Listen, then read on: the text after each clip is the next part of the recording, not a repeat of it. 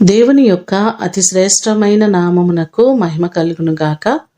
ఈ ఉదయకాలము మీకందరికీ వందనాలు తెలియచేస్తున్నాను.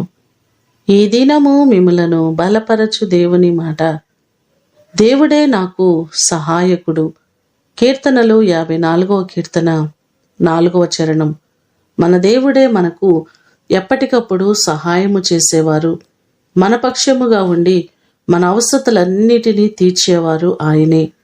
కీర్తనలు 46వ కీర్తన 1వ చరణం కూడా చూస్తే, దేవుడు మనకు ఆశ్రయమును దుర్గమునయున్నాడు, ఆపత్కాలములలో ఆయన నమ్ముకొనదగిన సహాయకుడని కోరహు కుమారులు ఈ మాటలు చెప్పడం మనం చూస్తున్నాం. ఎన్నో పర్యాయములు సహాయము చేసేవారు లేక బాధపడుచున్నారా? దేవుడు తప్పకుండా మీకు సహాయము చేయుటకు ఆయన సిద్ధంగా ఉన్నారు. ఆయనే సహాయకులు, ఆయనే మనలను నడిపించేవారు.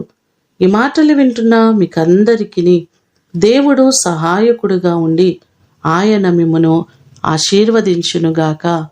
ప్రార్థన చేసుకుందాం. పరలోకమందున్న మా తండ్రి, మీ పరిశుద్ధమైన పాదములకు వందనాలు, స్తోత్రాలు.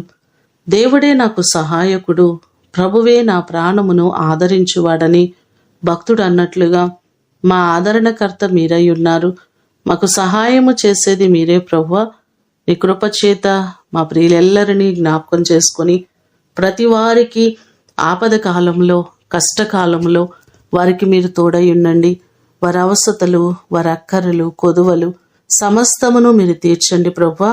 ప్రతి వారిని నిండారులుగా దీవించండి. ప్రతి వారికి మీరు క్షేమాన్ని మీరు కలుగ చేయండి. మనుషుల సహాయము వ్యర్థము.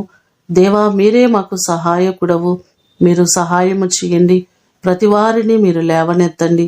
నీ కృపలో బలపరచమని వేడుకుంటున్నాం.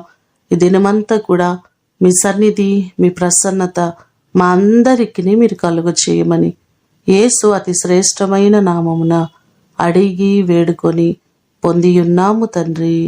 ఆమేన్. దేవుడు మిమ్ములను దీవించునుగాక.